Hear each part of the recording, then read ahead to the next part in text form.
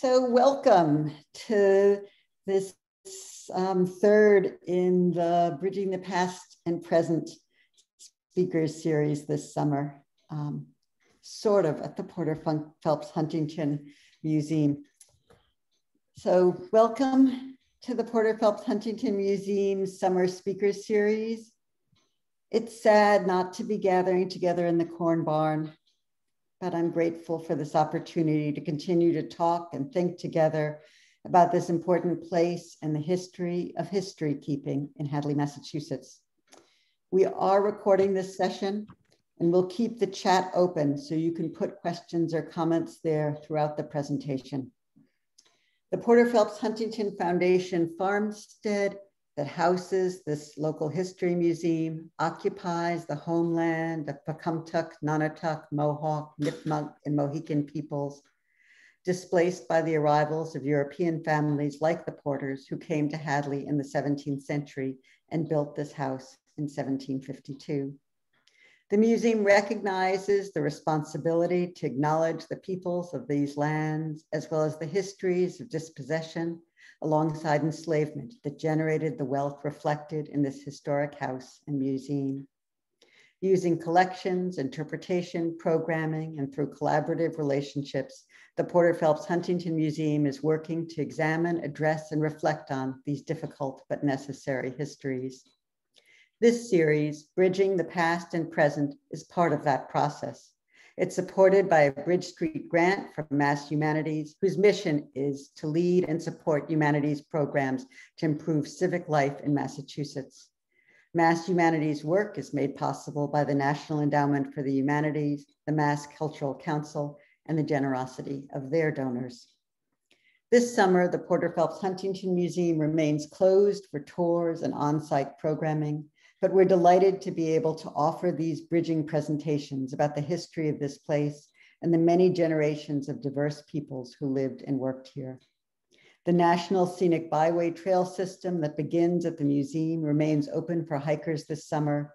And while the house itself is closed to visitors, the museum's wonderful group of summer interns are busily engaged in an array of preservation and reinterpretation projects so as to be ready to tell more and different stories when we reopen next summer. We hope to see you in person in the summer of 2022. I'm Karen Sanchez-Epler, Professor of American Studies and English at Amherst College and newly president of the board of the Porter Phelps Huntington Foundation.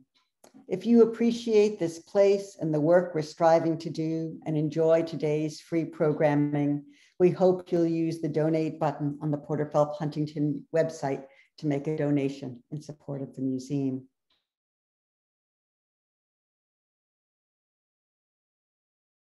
It's a pleasure to introduce Hosley. Bill is a cultural resource development consultant, an historian, writer, and photographer. As an expert in heritage tourism, Bill has studied, lectured, and advised museums and heritage destinations around the country, including the foundational Great River exhibition. Bill has served as a content specialist for PBS, BBC, and CPTV film documentaries, and his talk today centers on a 19th century Hadley figure who shared Bill's passion for documenting and preserving common life, Clifton Johnson. It's my pleasure to pass things over to Bill. Thank you so much.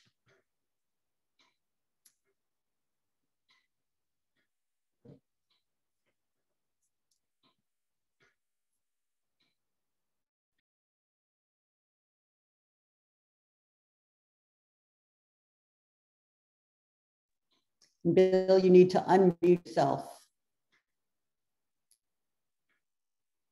Bill, you need to unmute yourself.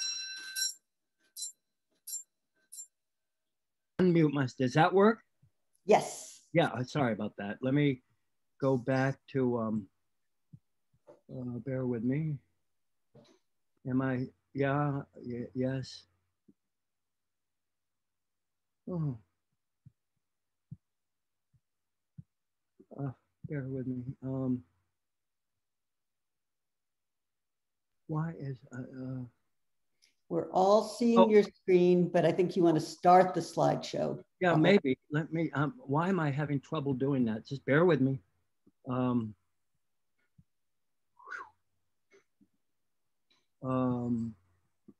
Okay. All right, there, is that it? Can you see? Perfect. Beautiful. Okay.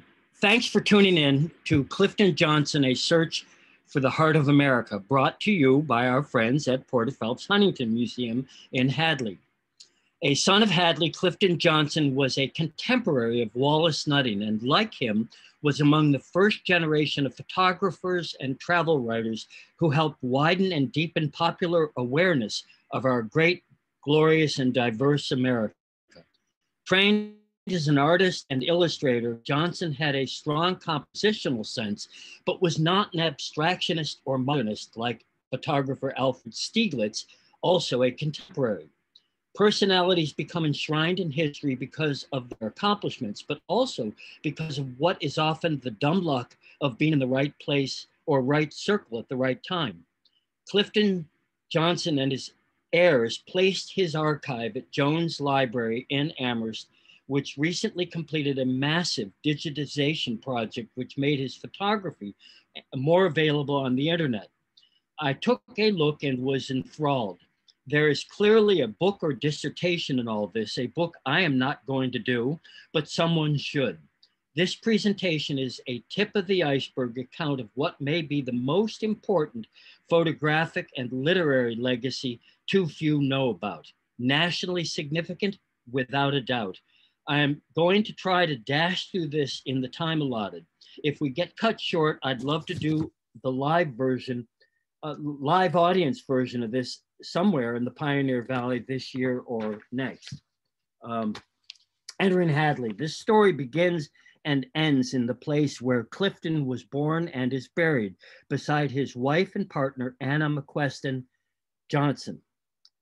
Meet Clifton Johnson. Clifton was born in the village of Hockenham in Hadley in January 1865, just as the Confederacy was collapsing. From the 1880s, after completing his art training through the 1930s, he published and illustrated 125 books and countless magazine and newspaper articles. He dropped out of Hopkins Academy at age 15, worked several jobs in Springfield, and began writing and illustrating there before heading off to attend the Art Students League in New York in 1887. He was a self-styled folklorist, photographer, author, and editor. I haven't studied his background in childhood enough so don't know a lot about the young person growing up in how a young person growing up in an agrarian community wound up in art school in New York. He did. Just a little background. Photography has been a huge part of my life. I actually grew up in Rochester, New York, and the first museum I ever went to was the George Eastman House of Photography. Kodak was given birth in the 1880s. And in the 1880s, photography had been invented 40 years earlier, 40 or 50 years earlier, but it really took off in a big way in the 1880s. So Clifton Johnson's timing was impeccable, as was Wallace Nutting. He and Clifton Johnson were contemporaries, probably even knew each other, though I'm not sure of that. Wallace Nutting made himself famous through photography in a different way. These are some of his colored photographs, but like Johnson, was also a travel writer and evangelist, really, for the sort of New England way of life. These are some of the Wallace Nutting photographs. And there's so many photographers whose legacies have been overshadowed by time and just the way it doesn't take long before a generation or two people forget even existed. But these are important stories to remember and to tell. Amasa Day Chafee from East Haddam, Connecticut. I won't go into him, but he's one of those legacies. The Allen sisters, some of you may be aware of Suzanne Flint's outstanding book on their photography up in Deerfield. Less familiar to you perhaps is Marie Kendall from Norfolk, Connecticut. She exhibited in the 1893 World's Fair in photography, was a photographer very much in the vein of Clifton Johnson. And then more famous are the modernists, people like Walker Evans, who are well-known names. You can see his work at the Museum of Modern Art. and Dorothea Lange, who is famous. But these are all people who were working, in a sense, in the same vein that Clifton Johnson was, documenting America in realistic terms at a time when photography was young and new. Well, this is one of the few pictures in the archive of the Johnson family, a rare group picture. Someone probably knows who's who. That's Clifton on the upper left in the back row holding a baby, and his parents, Chester and Gina Johnson, are also pictured just to the right of him.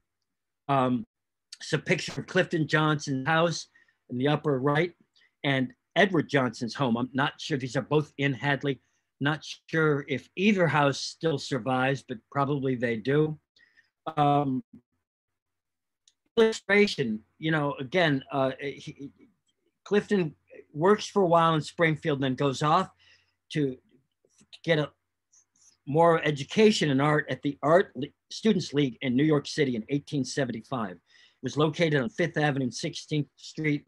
The art student famous among its instructors. If you know your art history, these names will be familiar. William Merritt Chase, J. Alden Weir, John Twachtman, Augustus St. Gaudens, Daniel Chester French, Thomas Aikens, Child Haslam, Thomas Wilmer Dean, and Arthur Wesley Dowse. So this was heady stuff in the 1880s. He comes back to Hadley and in 1896 marries Anna McQuestion, a local girl, a school teacher, and a parent collaborator on his projects and work. We'll get back to that in a moment. Initially, and I, of course, should add, the long famous Johnson bookstore in Springfield was established by his brother, Henry, in 1893, following several years himself working in Springfield at Gill's famous art store. Johnson's was more than a bookstore and the most important bookstore in the Connecticut Valley for a century. I remember going there and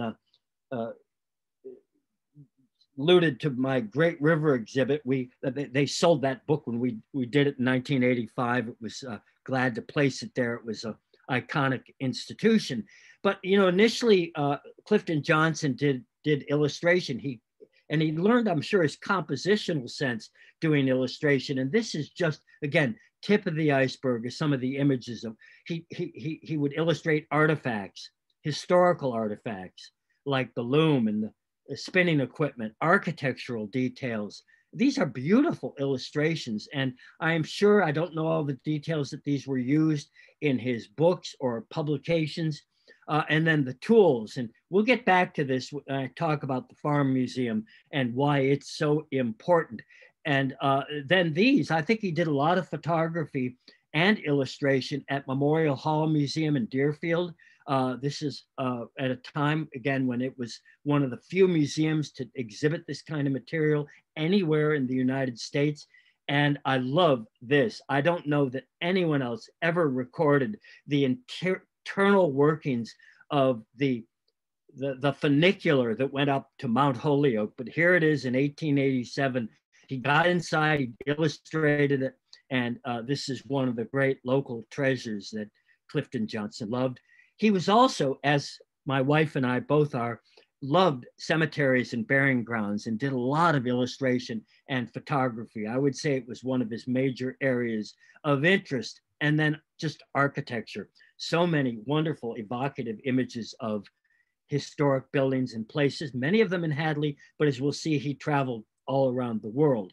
Well, these books, everybody who was anybody knew who Clifton Johnson was in 1910, 1920. And he was a prolific travel writer. He traveled and, you know, he made a living doing this, which is all by itself pretty amazing. But some of these books on country schools, and he was very interested in the one-room schoolhouse tradition in New England. And travel writing, he went to the South, he went to the Rocky Mountains, and would write these travel books. He was one of the leading travel writers of his generation, and that didn't stop him from hopping in a plane, I guess, or I don't know, maybe they probably took the boat over. I don't think there was airplanes that you would, unless it was Lindbergh as a passenger. But, you know, France, England, Ireland, places that he visited, and wrote about, I'd like to see the battleground adventures in the Civil War, going to Civil War battlefields. He also, and I don't even know half the extent of it, but the period that he was working in, say 1900 to 1930, was the high water mark of the postcard era. And the picture on the lower right is from the Johnson Archive at Jones Library. The picture on the upper left is a postcard, and the same picture, obviously. So he probably sold some of his work to the postcard companies. And by the way, that wonderful view of the ferry, and you can see in the upper left there, that's the funicular heading up to Mount Holyoke. What a wonderful image that was. So this is a group of, I did a lot, again, with architecture and old houses in Hadley. This home, I didn't know who John Howard Jewett was, but when he described the picture in the archive as the home of John Howard Jewett, he obviously knew who that was and thought it was important. So I Googled it, and he was an important children's book author. And I'm sure probably somebody who was from Hadley, but he had a national reputation, probably somebody Clifton Johnson knew. This image of a woman looking out from an elaborate doorway, I think that's the McQuestion house, or at least it was, originally it was the Porter house, but the McQuestons, I think, still own it, have owned it for a long time. And then that is an interior view of that extraordinary, it's the oldest house in Hadley, and it's absolutely a national treasure. And this picture shows a larger view of that house, which he described as the oldest house in Hadley. And then the flood at Shipman House in Hadley, a lot of flood pictures that he took. And then images of rural life. I love this picture on the left called Cleaning the Family Horse. That's great. It's like cleaning the car. Poor horse gets dirty every once in a while, needs a little sponge bath. And he documented things like this. And then the cornfield scarecrow, also in South Hadley. These are images of rural life. Skating on the village pond in South Hadley. And then this is a picture called The Elms on the Widest Street in the World. That was the title he gave it, also in Hadley. And there it is again, the Hockenham Ferry and Mount Holyoke. These are scenes of rural life. And again, this is capturing a world we have lost. Most people living in 21st century America couldn't identify this stuff if you put a gun to their head. They wouldn't know where they were. They wouldn't know what they were looking at, but it's great. And here is other images of the halfway buildings as he described them at the Mount Holyoke funicular. And some of those buildings still survive, but obviously the funicular no longer does. And then Connecticut River scenes. These are great ones that show that, again, the local aspect of his photography. But it gets beyond that. He captures the regional scene. This is Amherst College Chapel and dorms. And again, these photographs, most of them aren't dated, or at least I was unable to determine the dates, but they're almost all from 1895 to 1930. And some of them are dated, and then on the lower right there, the French King Bridge that links, I think it's Northfield and Gill. Incredible. And this is a farmhouse, upper left, in Wendell, and another farmhouse in Conway. So he got around. He was always looking for subject matter. This is the home of the Amherst Historical Society, which he described as the home of the Daughters of the American Revolution. When he took the black and white picture on the left, I took the color pictures on the right. I'm sure the DAR probably were involved in initially saving it. And this is an aspect of regional life not often captured. Mill workers, the rag room in Holyoke. I'm not sure what that is, but the textile industry was huge. And then mill workers at home in South Hadley. The Berkshires and the Highland Hill towns between the Connecticut Valley and the Berkshires, he documented more places and situations in those parts of the country than anyone before or since. These are incredibly important documentary images. On the left is titled A Valley Elm in the Berkshires. On the right is Mount Greylock from the Mohawk Trail. Making soft soap in the Berkshires. He was very interested in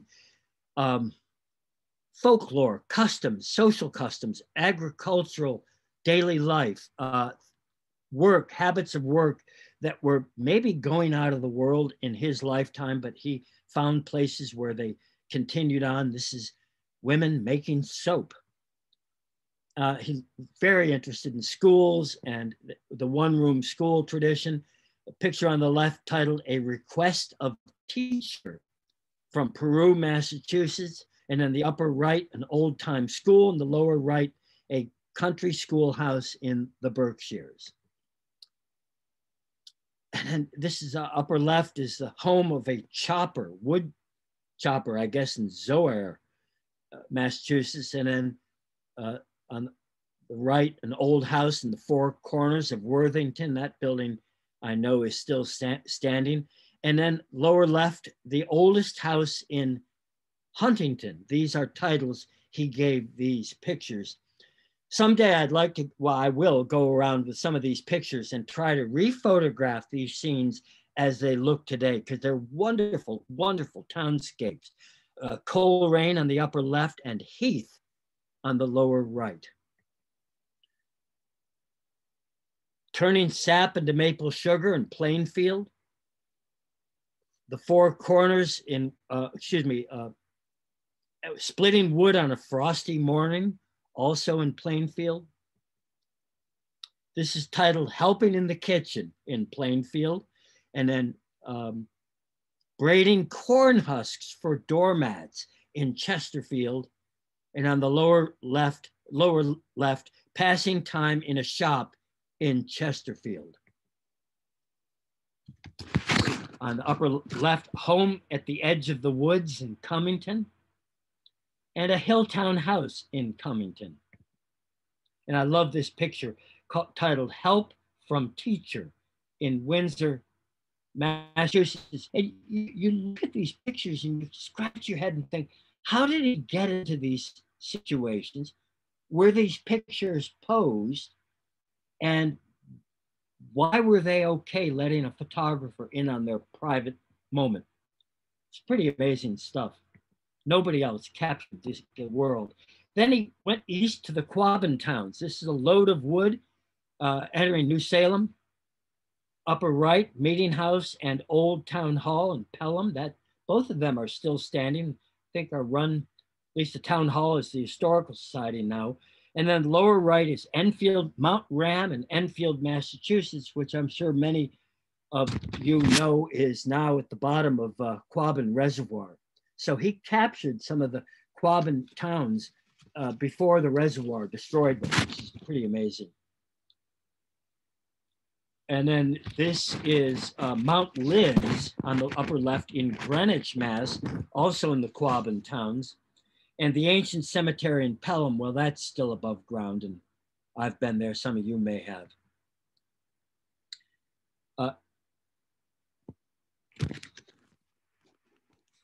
And this is a charcoal kiln in Prescott, Mass, also Quabbin. And then the topic on the right is titled Contentment with Newspaper in Belchertown. And the lower right is Clearing Boulders Off a Field in Ware, Massachusetts. And these were all familiar activities in the agrarian age. He wasn't averse to visiting cities. This is Worcester City Hall and center of Worcester.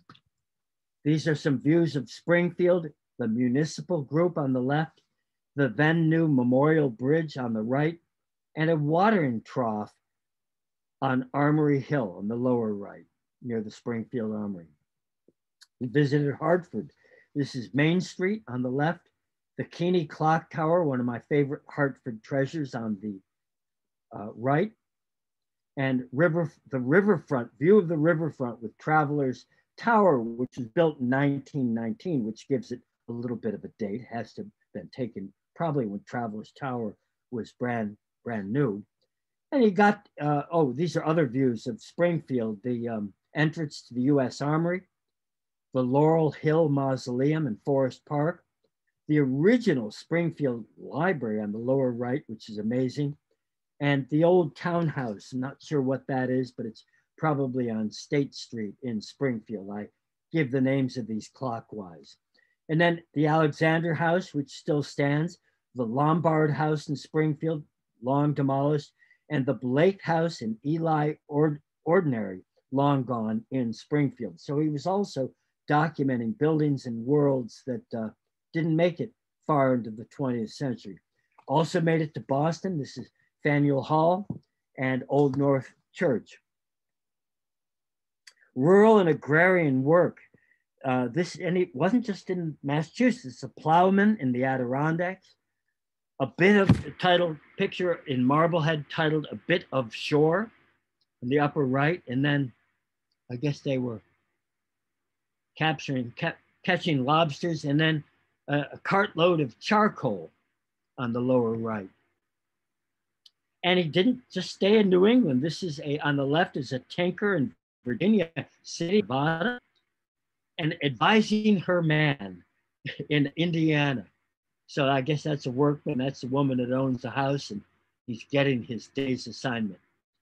Logging and lumbering. These are logs coming down from Lake Placid, and a loggers camp in Arkansas. I mean, Clifton Johnson got all over the country. There were few Americans of his generation that saw more, and probably no one that documented more.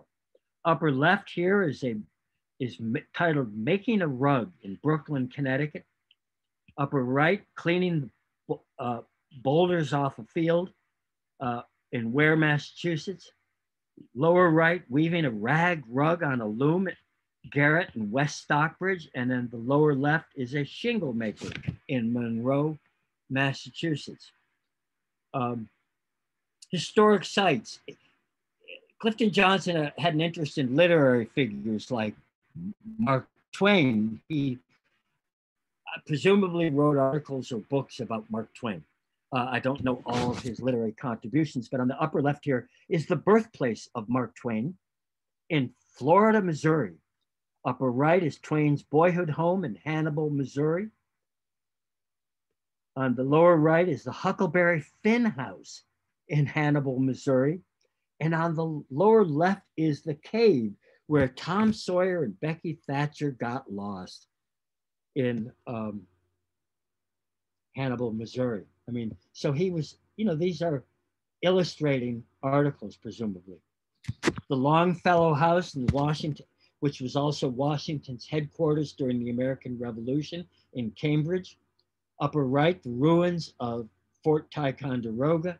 And the lower left is the John Quincy Adams birthplace, all in Massachusetts. Upper left is where Cornwallis surrendered at Yorktown. The upper right, the corner of Green where the Minutemen stood in Lexington.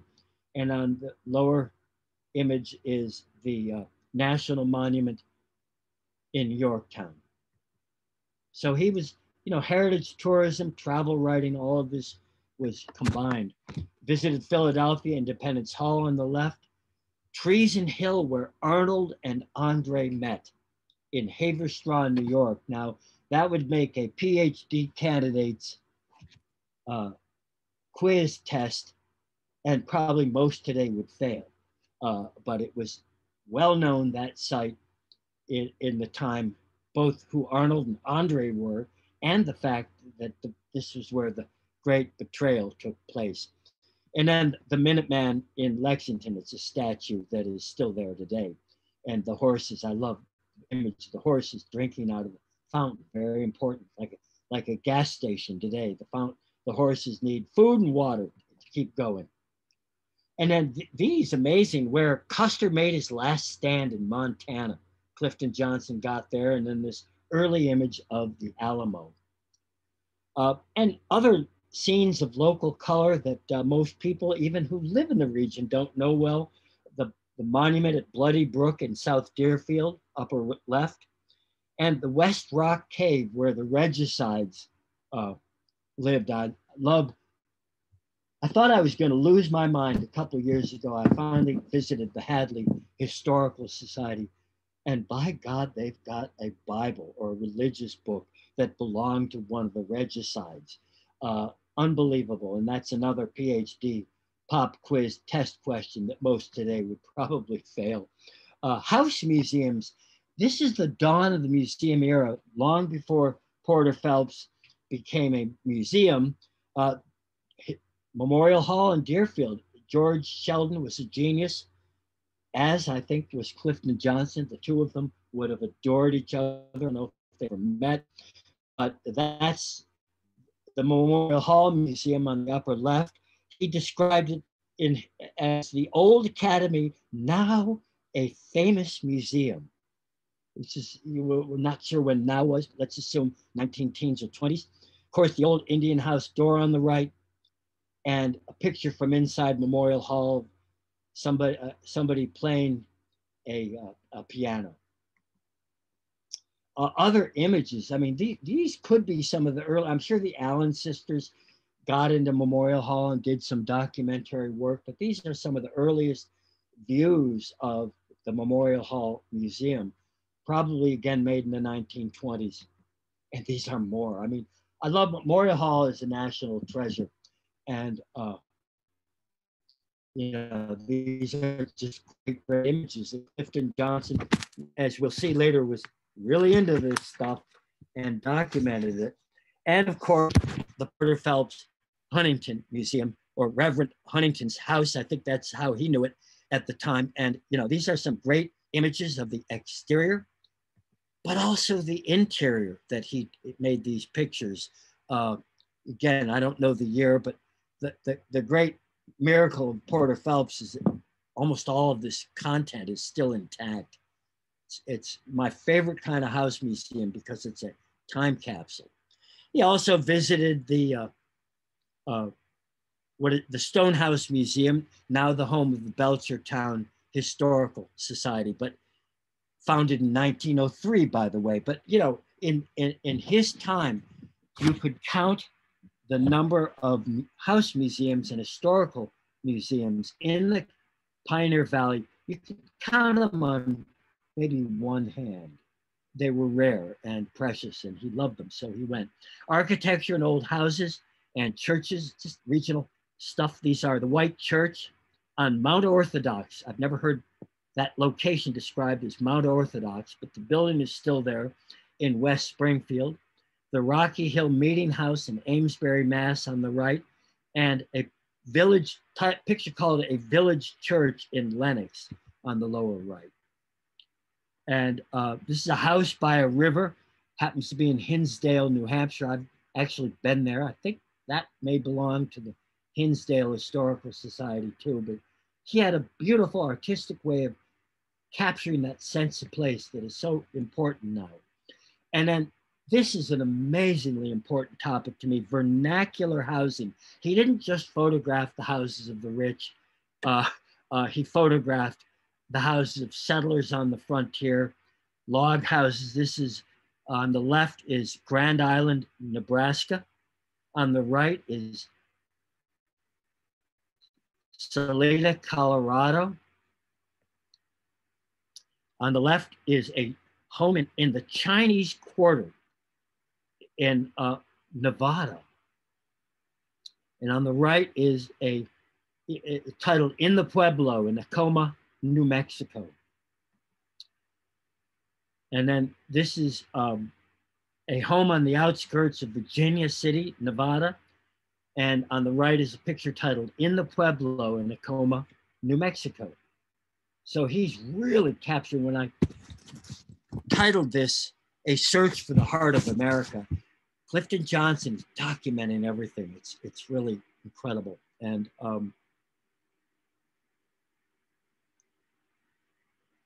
then gravestones and burying grounds. I already alluded to that. The upper right is a burying ground in Coleraine.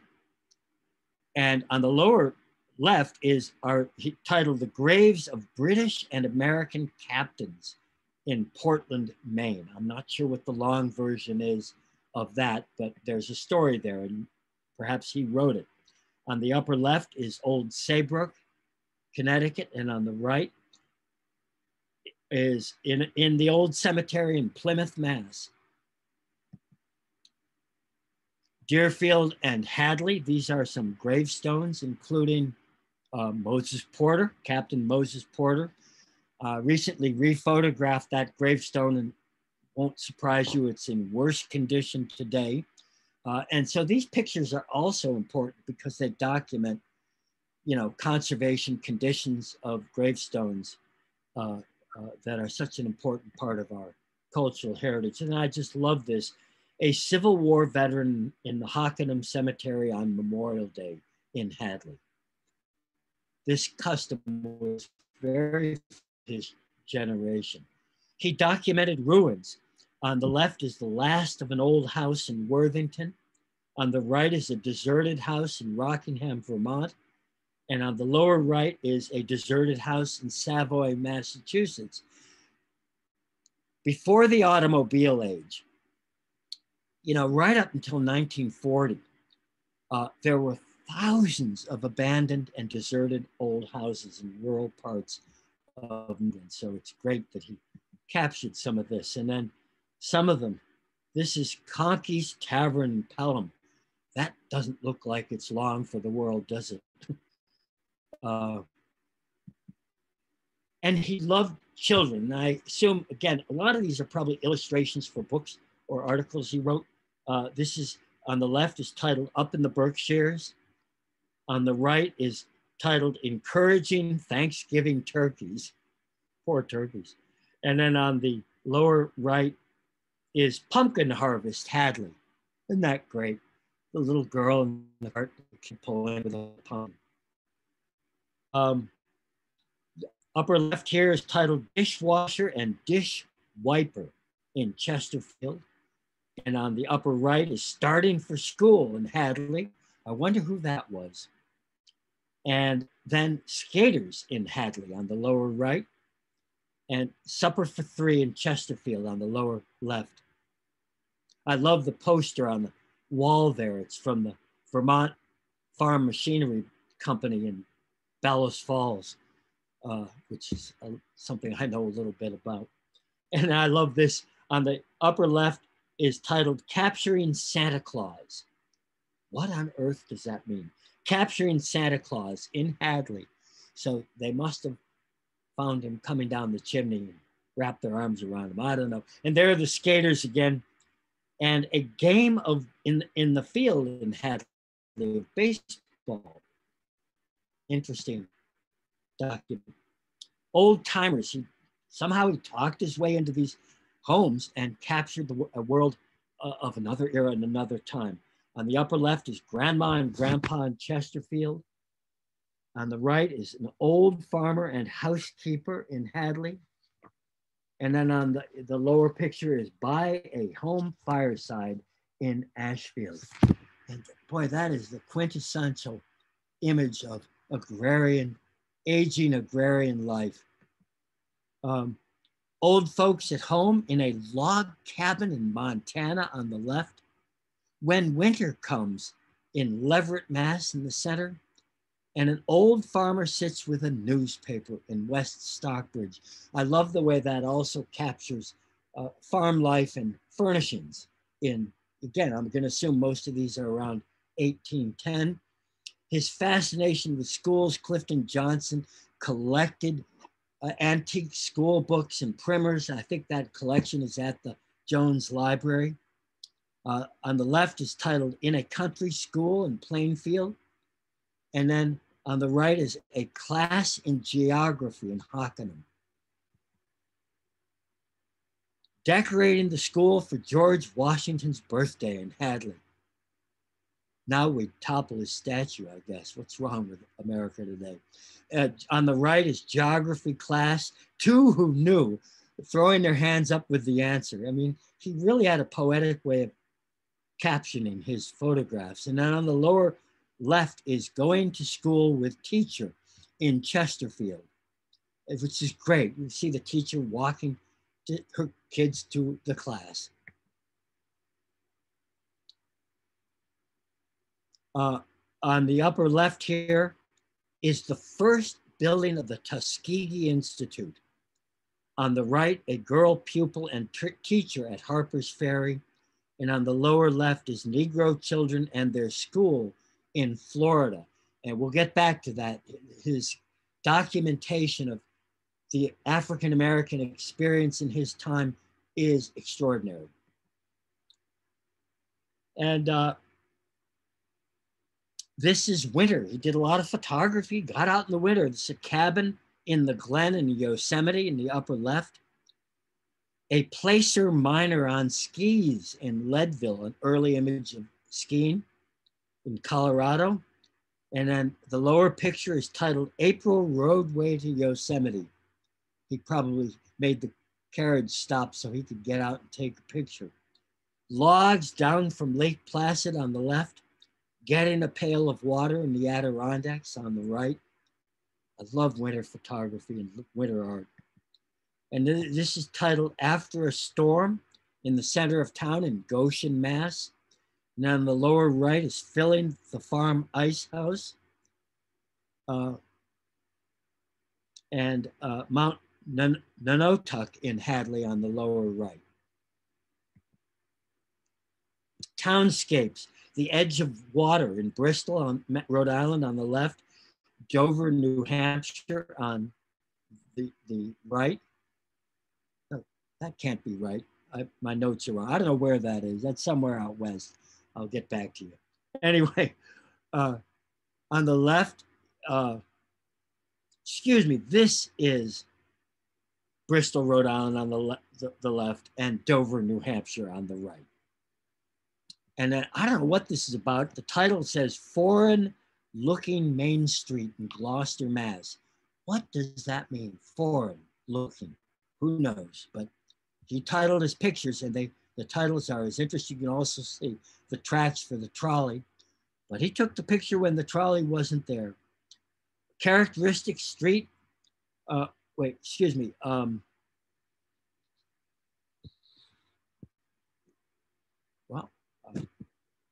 Excuse me. On the left is a moderate-sized city in Hamilton, Ohio. And on the right is the chief street in the capital city of Carson City, Nevada. Heritage tourism. He went to places that tourists went to. And in fact, I'm sure his writings facilitated in tourism, got people interested in visiting these places. On the left is picturesque Mackinac Island in Michigan. On the right is Mount Desert Island in the harbor. A guide in the Grand Canyon of Arizona, and then a pilgrim by the woods in Plymouth. A Gettysburg on Cemetery Ridge, the high water mark at Gettysburg, and Bull Run, where Stonewall Jackson stood like a stone wall on the lower left. So he did a book about Civil War historic places and visited many of them. The Burnside Bridge in Antietam. Got up to Quebec City, the gate to the city on the left. A farmhouse near Lachine on the upper right. And Chateau Ramezay, which is a museum now in Montreal. Shakers, he's interested in the Shakers. The public was at the time. Enfield, New Hampshire, upper right. Sarah Collins of New Lebanon on the upper left was the first one. Upper right is Sarah Collins. An Enfield, New Hampshire dwelling on the lower right, and one of 4 Shakers left at Mount Lebanon on the lower left. So he was then capturing a world that was about to be lost. Visited some of the islands that are popular with tourists today, were beginning to be so at the time. This is Monhegan Island in Maine. Nantucket. Block Island. And if you go to Block Island today, the topography is the same, but there's so much that has changed. These places were almost denuded of trees at the time that he visited. So you don't see a lot of what you would see there today. And of course, some of the things like the whalebone arch, I'm sure, are long gone. Stone walls are still there, but he also got up to Mount Washington and the Canadian side of Niagara and the American Falls at Niagara. Traveled extensively in the South and documented a world that very few Americans of the time knew much about. Lower left is a front porch in Natural Bridge, Virginia. On the right is at the post office in Georgia. The Ohio River in Wheeling, West Virginia on the left. An old plantation home in Louisiana. And on the lower left, a home of, this is the title of it, The Home of a Georgia Cracker, which is a poor white person of that time.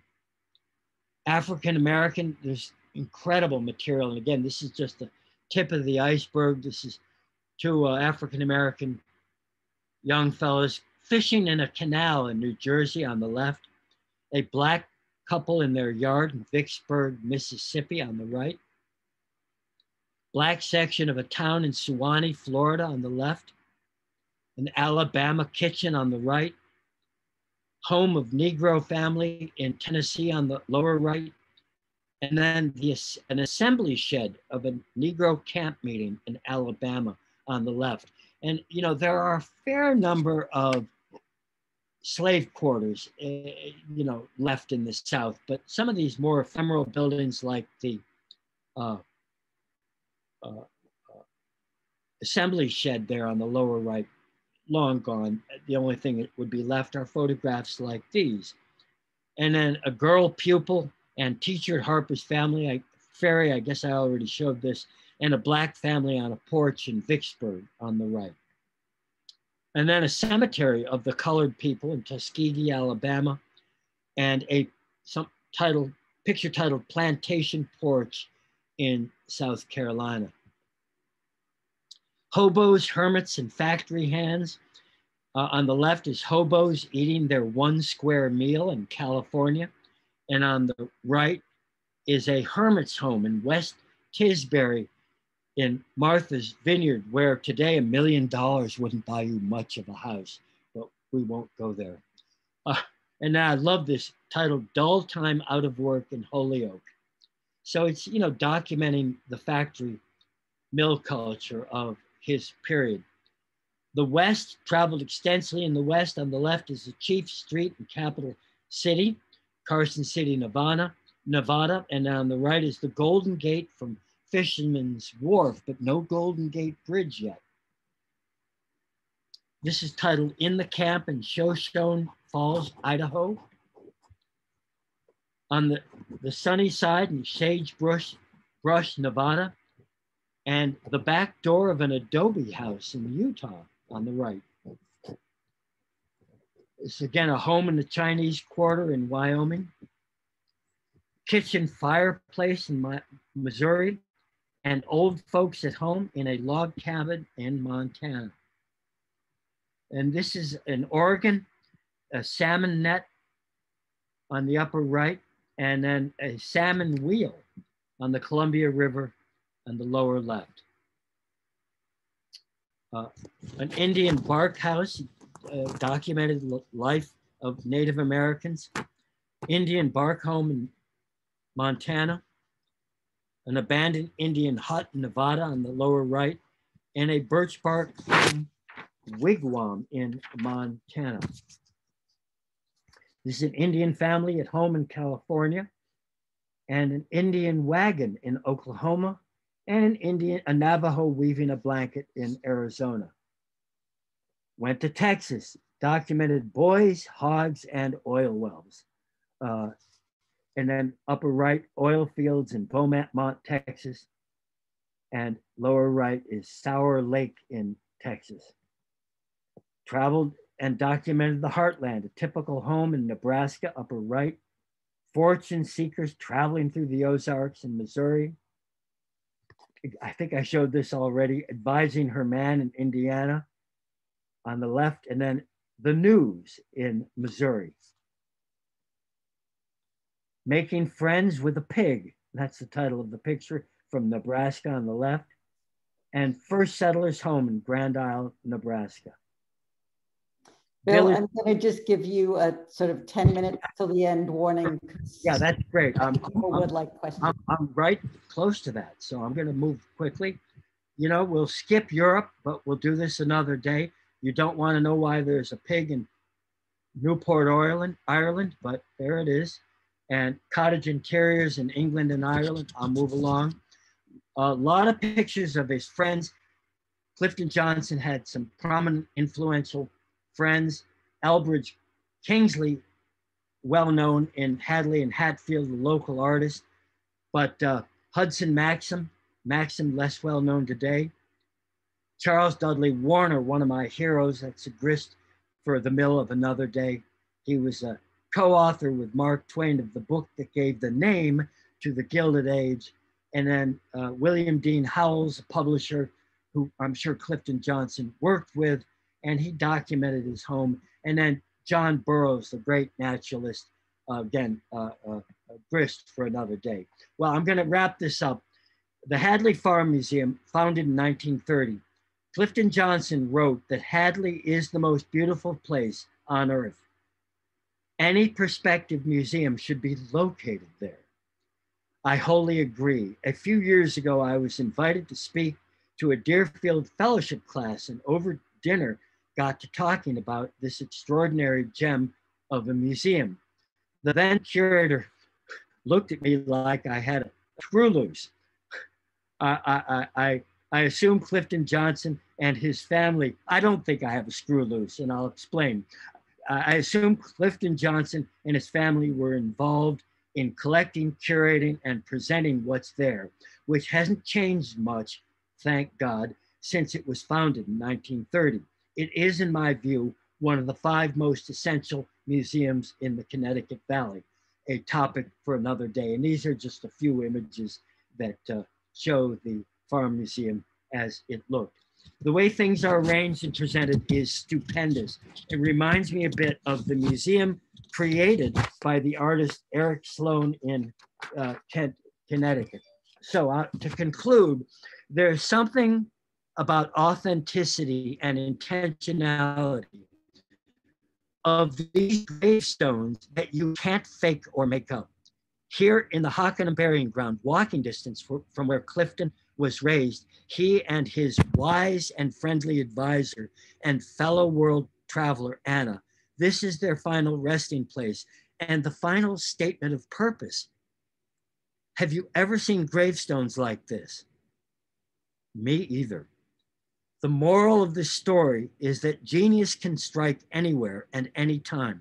What makes the Johnsons almost unique is that despite worldliness and extensive travel, Hadley remained their touchstone and the center of their lives.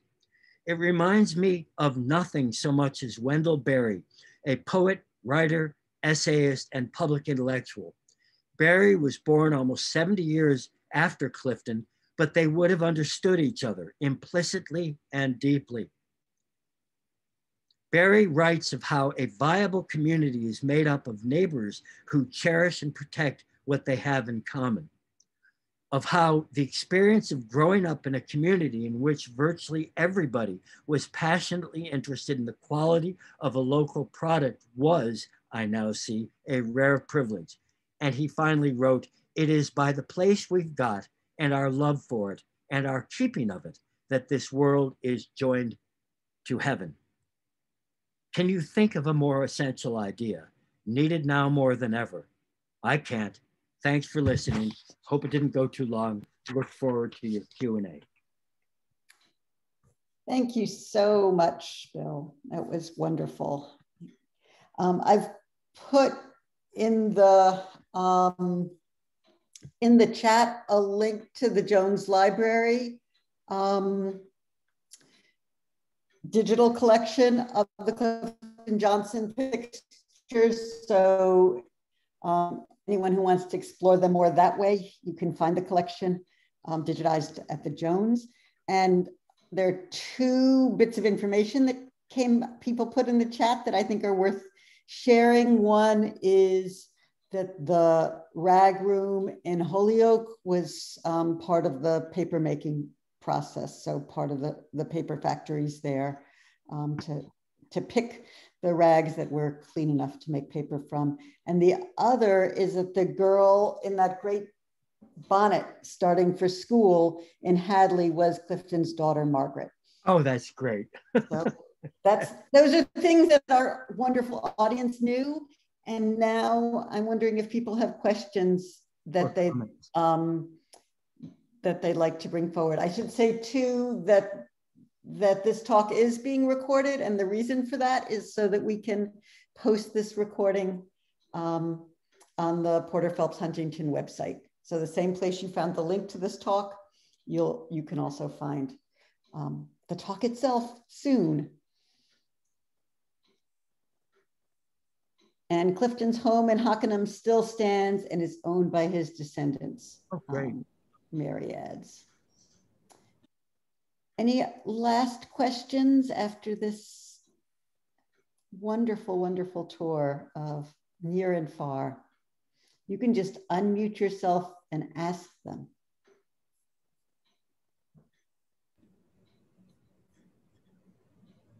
Yeah. Let me see if I can. Oh, chat. Let me look. Yeah. Okay. Oh boy. Yeah. I think. Has anyone?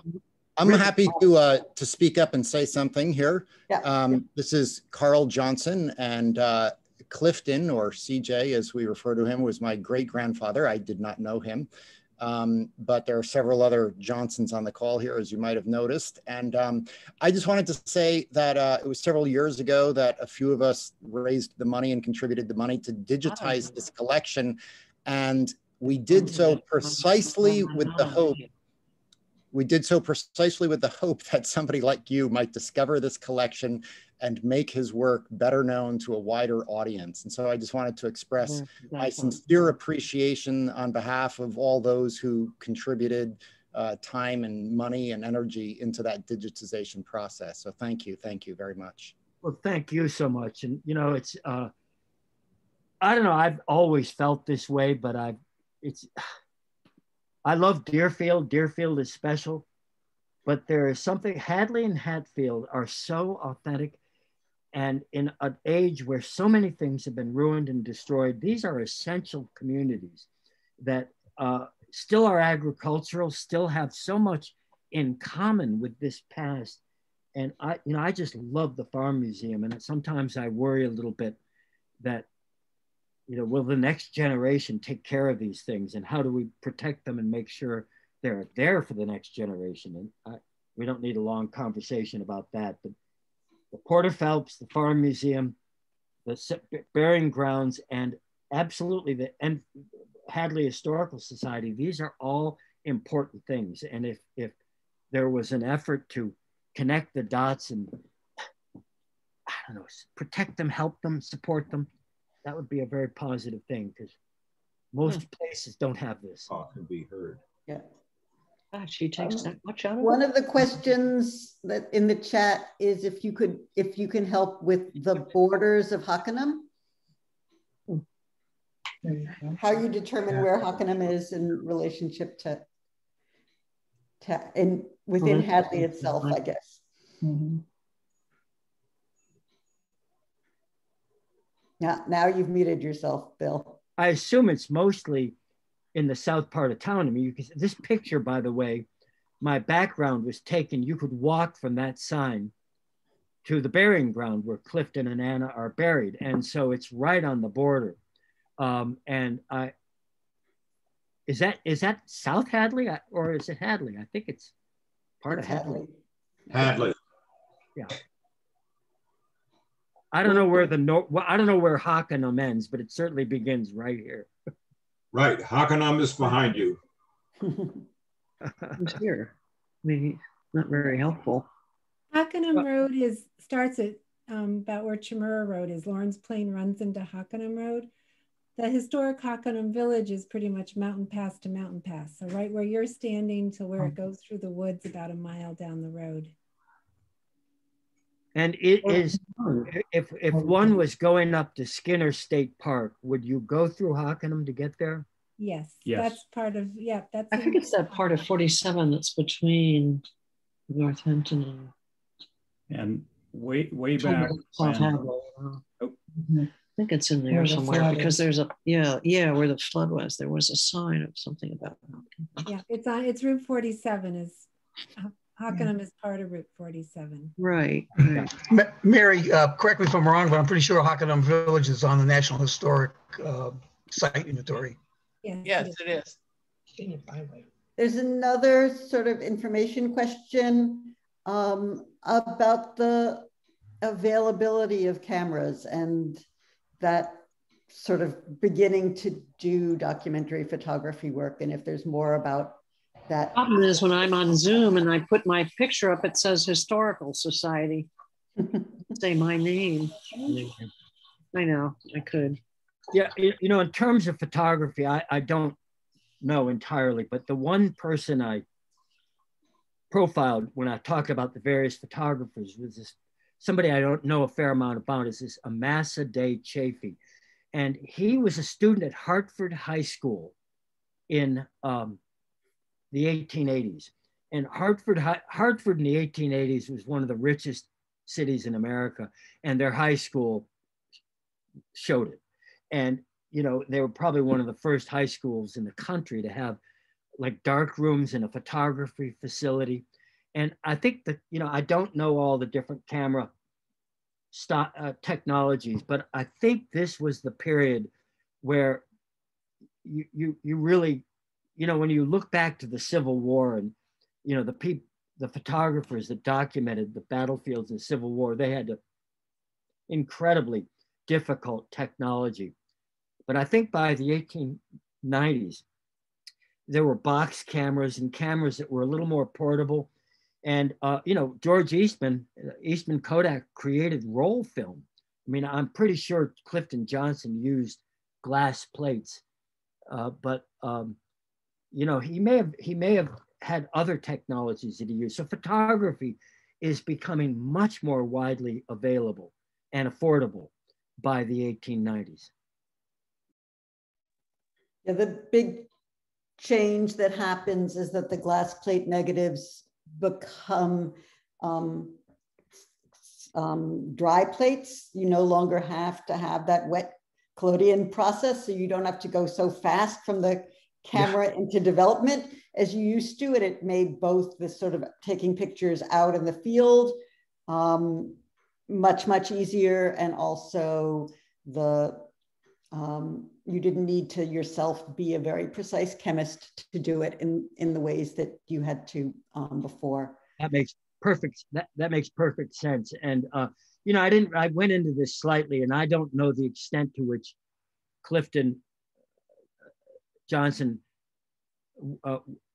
worked for the postcard industry. I mean, he must have sold, but I believe there were hundreds, possibly 1,000 what I call postcard artists, because between 1908 and about 1920, there were hundreds of thousands of postcards because it was a big deal and there was money to be made at it. And these postcard artists documented the country like you cannot believe, really on the eve of the automobile age. So it shows a world that we have largely lost. And certainly somebody could do a dissertation on the postcard industry. And it would be a great topic. But anyway, I mean, I think that is driven by, Karen, what you're saying is that the technology now makes it possible for a lot of people to get out and do stuff, but not most postcard artists probably worked in a locale. And I think the thing about Clifton Johnson is that his travels were not only national, but international. And anyway. And as I think, as you're saying, they were largely, his eye was largely focused on everyday life of everyday people. There are sort of some fancy building pictures and things like that, but the, sorry, I should have known it was the wrong minute for me to be unmuted, but that's one of the things that for me, I find enormously moving about these photographs and about your presentation. And I don't know whether Johnson family people know. I have looked at the Johnson collection at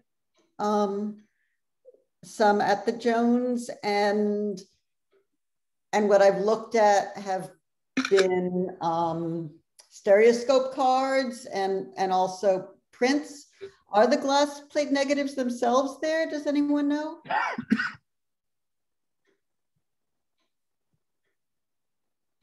I can see Charlie saying yes, but Charlie is muted. So the answer is yes. Yes. Yeah, that's what I was presuming from, because the quality of their digitization is so high, it seemed likely that it came from the negatives and not from prints. I just wanted to, this is Susan at Porter Phelps. I just wanted to say, I remember when Charlie, when you were scanning all of these photographs at Jones Library, and I went to visit you, and I was so enthralled by the process that you were undertaking. It was really amazing. I'm also wondering to you and to the Johnson family, if you have any of the cameras that Clifton used that you still have, and whether those are available to be preserved.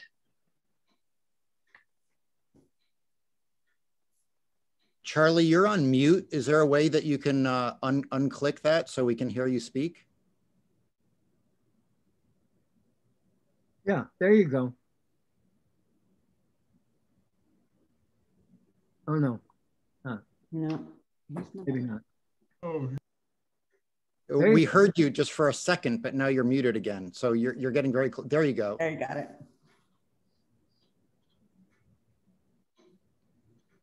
Yeah, there's none of the photographic paraphernalia left that, so far as I know, in the family.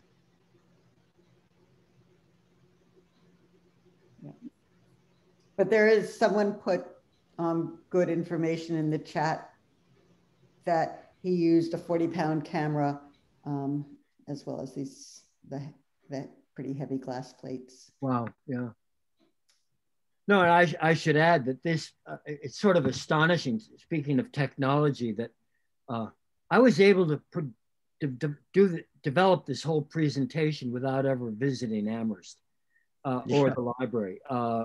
So, I mean, they weren't open during the pandemic anyway, or at least the archives weren't. And so that's kind of amazing, because we live in a world now where it doesn't matter where you live. If you have access to content, you can do amazing things without having to hop in a car. And I mean, I'd like to visit the Jones Library, but I'm really glad I didn't have to. Yeah, I will when things settle down.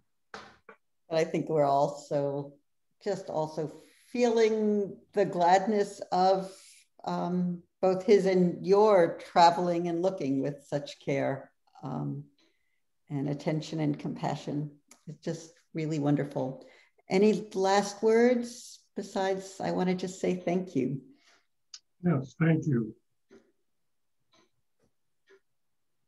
Thanks to everyone for tuning in. This has been fun. I've really gotten a lot out of it, and I hope this video will have an afterlife. I'm sure it will. Yes. Yes, it will. It'll be up tomorrow. All right. Okay. Be well all. Over now. Good evening. Bye-bye.